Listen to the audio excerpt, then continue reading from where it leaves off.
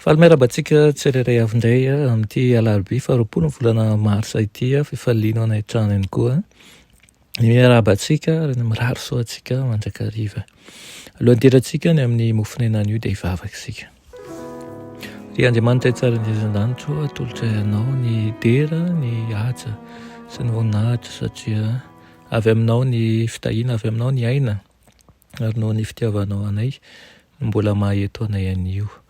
Mangataka ny indrafonao izahay mba ho arotsako aminay ary ihany koa mangataka ny anatrehanao mandrakariva ny fotoana izay ataonay eto. Aminaran'i Jesosy, amen. Lohatenin'ny mofonainantsika androany dia manao hoe tahiry ao amin'ny bankin'ny lanitra. Nalaina amin'ny Jakoba 1:7-20 manao hoe izao ny fivavahana madio sady tsy misy loto ianatrehan'Andriamanitra iray, ny mamangy ny kamboty sy ny mpitondra tena amin'ny fahoriana sy ny miaro ny tena tsy hisy pentipentina avy amin'izao tontolo izao. Amen.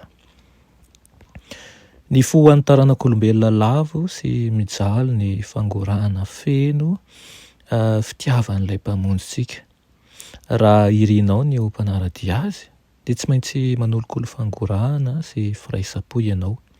Mila fanampiana mandrakariva ny mpitondra tena, mila fanampiana ihany koa ny kamboty, ny marary ary ireo ambavahoana. Tombotsoa fanararoatra hitoriana ny filazantsara izany ho fanandratana an'i Jesosy, ilay fanantenana sy fampiononana ho an'ny olona rehetra. Rehefa hamaivanina ny vatana, miaro-pahoriana dia misokatra ny fo ary azonao atao ny mandraraka ny balisaman'ny lanitra ao. Mety ho mahantra sy tsy nandeha fianarana ary tsy misy pahalala ny vondron'ny mpino anankiray, kanefa ao amin'ny Kristy dia azon'izy ireo atao ny miasa ao an-tokantrano, ao amin'ny mpiara-monina, any am-piangonana eny, fa na mifaritra lavitra aza ary ny vokatr'izany asa izany dia ahatakadavitra tahaka ny mandrakizay. Noho ny fanaovana tsirambina ny asa no mahatonga ny mpianatra tanora maro be tsy mandroso mihitsy ankoatran'ny ampidin'ny fanandramana kristianina. Ho azony natao ny niary tsy ho faty tamin'ny alalan'ny fanampiana an'ireo sahirana, ny fahazavana izay namirapiratra tao am-pon'izy ireo raha niteny tamin'i Jesosy hoe voavelany elokao. Ny tanjaka tsy mety lefy izay matetika loharano tera-doza ho an'ny tanora dia azo tariana ho ampifantsona izay itosahan'ny riam-pitahiana. Ny ora izay matetika olaniana amin'ny fialam-boly tsy mitondra famelombelomana ho an'ny vatana na ny fanahy dia tokony olaniana amin'ny fiezahana manampy ny olona sahirana. Ny fotoana fanararoatra rehetra ahafahana manampy raha lasa hirana na ihany koa hampandrosoana ny asan'Andriamanitra amin'ny fanampariahana ny fahamarinana dia vatosoa azonao aloha mialoha, tahiry azonao apetraka ihany koa amin'ny bankin'ny lanitra mba voaharo tsara. Ny fitiavana sy fanajana, ny fahafoizan'ny tena izay tsy mba hoverina hovinana hoviana ireo.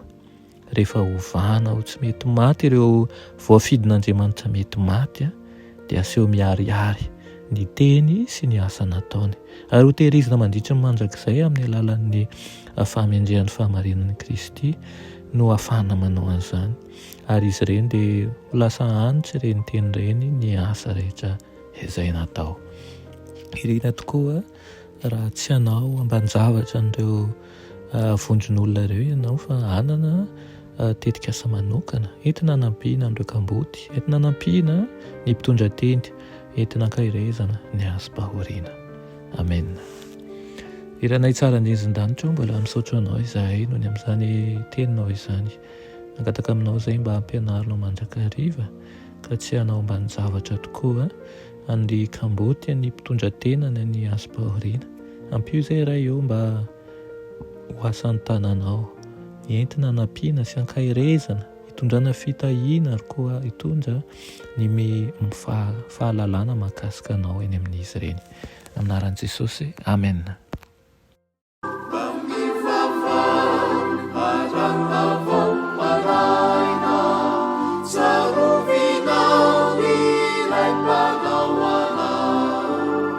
Izay